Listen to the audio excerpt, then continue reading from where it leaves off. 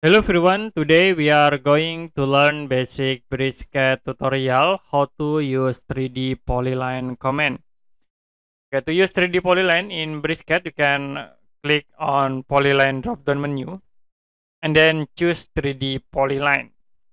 After it, you can change view by using orbit tools. You can press middle mouse and then press shift button to be create for the orbit like this.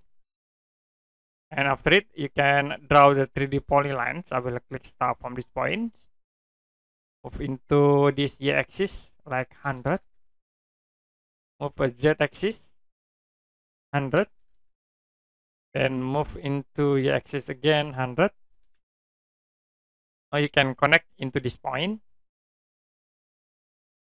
I will move into x-axis 100 point to z-axis 100 point. And then click here to connect. If you're done, you can press escape button. And we can create again 3D polyline. You can click at this icon. I will click start from this point to here 100 and connect into this point. So that's it for basic Brisket tutorials how to use a 3D polyline.